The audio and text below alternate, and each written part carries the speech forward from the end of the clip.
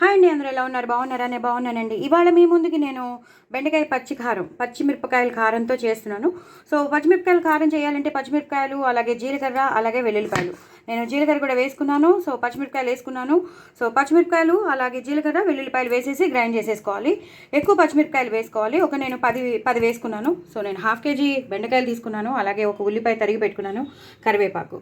So next ఆ procedure అయితే నేను మళ్ళీ మీకు చూపించేస్తాను. ఫస్ట్ మీకు మసాలా ఏంటో తెలియాలి కాబట్టి నేను చూపిస్తున్నాను. సో ఇవి నేను గ్రైండ్ చేసి పెట్టేసుకుంటాను ఫస్ట్ అయితే. సో గ్రైండ్ చేసుకున్నాక నెక్స్ట్ ప్రొసీజర్ మీకు చూపిస్తాను. హాయ్ అండి, అందరూ ఎలా ఉన్నారు? బాగున్నారా? నేను బాగున్నానండి. ఇవాళ మీ ముందుకి నేను బెండకాయ ఫ్రై కారం వేయకుండా, ఎండు కారం వేయకుండా పచ్చిమిరపకాయ పేస్ట్తో చేస్తున్నాను.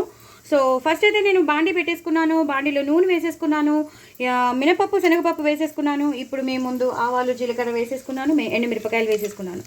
సో దీనికి మసాలా ఏంటంటే జీలకర్ర, ఇందాక మీకు చూపించాను కదా, జీలకర్ర, వెల్లుల్లిపాయలు, పచ్చిమిర్చి ఆ పేస్ట్ చేసి పెట్టుకుంటున్నాను కదా. సో దాన్ని ఇందాక నేను మళ్ళీ హాయ్ అండి అన్నాను, మర్చిపోయినట్టున్నాను. దాని కంటిన్యూషనే ఇదండి. సో పర్వాలేదు. నేను అనుకున్నాను ఇదే స్టార్ట్ చేస్తున్నాను అనుకున్నాను. యాక్చువల్లీ మీకు ఇందాక నేను మీకు ఆల్రెడీ మసాలా చూపించేశాను. సో మీకు తెలుసు కదా నేను ఏమేమి వేశాను, ఏం గ్రైండ్ చేశాను. సో ఇప్పుడు మీరు ఇది బాగా వేగాలి. మినపప్పు, శనగపప్పు, ఆవాలు, జీలకర్ర, ఎండుమిరపకాయలు బాగా వేగిపోతే మనం నెక్స్ట్ ప్రొసీజర్లోకి వెళ్ళిపోవచ్చు. ఇంకా పచ్చిమిరపకాయలు లాంటివి వేయక్కర్లేదు, ఎందుకంటే మనం ఆ మసాలా వేసినాం కాబట్టి. ఇప్పుడు సన్నగా తరిగిన ఉల్లిపాయలు వేయాలి. నేను చాలా సన్నగా పొడుగ్గా తరుక్కున్నాను. ఒక పెద్ద ఉల్లిపాయ తీసుకున్నాను, దాన్ని సన్నగా తరుక్కున్నాను. చాలా వెరైటీగా ఉంటుంది కూర. ఎందుకు వెరైటీగా ఉంటుందో నేను మీకు లాస్ట్లో తెలుస్తుంది. ఫస్ట్ అయితే ఇది బాగా ఇలా వేయించేసుకోవాలి. చాలా చాలా బాగుంటుంది కూర మాత్రం. అన్నంలోకి అయితే చాలా బాగుంటుంది, చపాతీలోకి కూడా చాలా బాగుంటుంది. ఇవి ఒక్కసారి ఇలా వేయించేసుకుని పసుపు వేసుకోవాలి, అలాగే కొంచెం కరివేపాకు వేసుకోవాలి. కరివేపాకు మంచిగా తెప్పించుకోండి. ఫ్రెష్ కరివేపాకు వాసన వస్తేనే ఈ కూరకి చాలా ఫ్లేవర్గా ఎంత ఉంటే అంత బాగుంటుంది. సో తప్పకుండా ఫ్రెష్ కరివేపాకు వాడండి.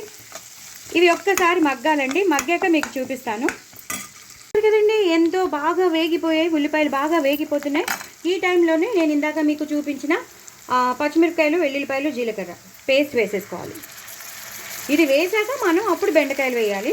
సో నేను ఒక 3 స్పూన్లు వేస్తున్నాను.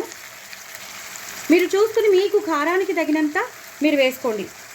మేము కారం బాగా స్పైసీగా తినగలం అనుకున్న వాళ్ళు ఎక్కువ వేసుకోండి, లేదంటే మేము కమ్మగా తింటామన్న వాళ్ళు కొంచెం తగ్గించి వేసుకోండి. ఇట్స్ మోర్ దెన్ ఇనఫ్ అండి. మళ్ళీ కారం అయితే తినలేరు. ఇదే కారం, ఇంకా మళ్ళీ మనం ఎండు కారం వేయం. దాన్ని బట్టి మీరు ఆలోచించి చూసుకుని వేసుకోండి. ఇది ఒక్క నిమిషం పచ్చివాసన పోయే వరకు మనం ఇలా వేయించేసుకోవాలి. చాలా చాలా టేస్టీగా ఉంటుంది. కూర మాత్రం అదిరిపోతుంది. నేను బెండకాయలు ఆల్రెడీ నిన్న సాయంత్రమే తెచ్చినప్పుడే నేను వాటిని కడిగేసి ఆరబెట్టేశాను. ఇప్పుడు నేను తరిగి పెట్టేసుకున్నాను. అప్పుడు ఏమవుతుందంటే తేమ పోతుంది, ఆ తడితనం పోతే ఆ జిగురుతనం ఎక్కువ రాదు. అంటే బాగా ఆరిపోతాయి కదా, ఆరిపోయినప్పుడు మనం ఇలా చేసుకుంటే జిగురు రాదు. అప్పటికప్పుడు తెచ్చుకుని మనం కట్ చేసుకుంటే జిగురు వచ్చేస్తుంది. అందుకే ముందు రోజు రాత్రి కడిగేసుకుని ఆరబెట్టేసుకుంటే చక్కగా మనం ఇలా ఇప్పుడు చేసుకునేటప్పుడు విడివిడిలాడుతూ ఉంటాయి. ఇది బాగా మగ్గిపోయిందండి. ఒక్క నిమిషం బాగా మగ్గిపోయింది. ఇప్పుడు మనం బెండకాయలు వేసేసుకుందాం. ఉల్లిపాయలు, ఆ మసాలా బాగా వేగిపోయింది కదా. సో ఇప్పుడు మనం బెండకాయలు తరిగి పెట్టుకున్నాం కదా, అవి వేసేసుకుందాం. హైలో పెట్టుకోవచ్చండి, లేదా హైలో లేదా మీడియంలో పెట్టేసుకుని బాగా వేయించేసుకోవాలి. మీరు ఎన్ని తరిగి పెట్టుకున్నారో నేను హాఫ్ కేజీ అని చెప్పాను కదా, హాఫ్ కేజీ చక్కగా ఇలా సన్నగా తరిగి పెట్టేసుకోవాలి. ఇలా వేసేసుకోవాలి. అప్పటికప్పుడు తెచ్చుకుంటే మాత్రం కొంచెం జిగురు వస్తాయండి. అందుకే ముందు రోజు రాత్రే మీరు చక్కగా కడిగేసుకుని ఆరబెట్టేసుకుంటే ఇప్పుడు మీకు ఇలా విడివిడిలాడుతూ ఉంటాయి అన్నమాట.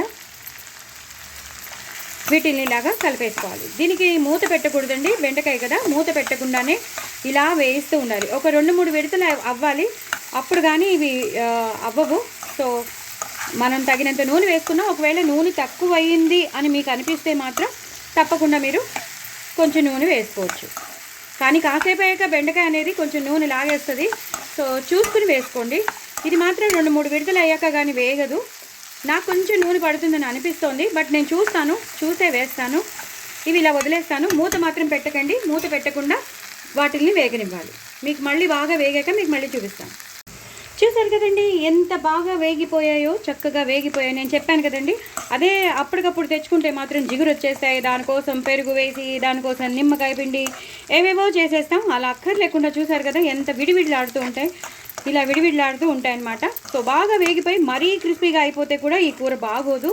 ఇలా ఎంత వేగాలో అంతే వేగాలి. బెండకాయగా మనకి తెలియాలన్నమాట. సో ఇప్పుడు అన్నీ వేసేసాం. మనం ఉప్పు వేసేసుకుందామండి. నేను ఇంకా కారం ఏది వేయట్లేదు అని చెప్పాను కదా, ఉప్పు ఒకటి వేసేసుకోవాలి. రుచికి తగినంత ఉప్పు వేసేసుకుని ఇలా కలిపేసుకోవాలి.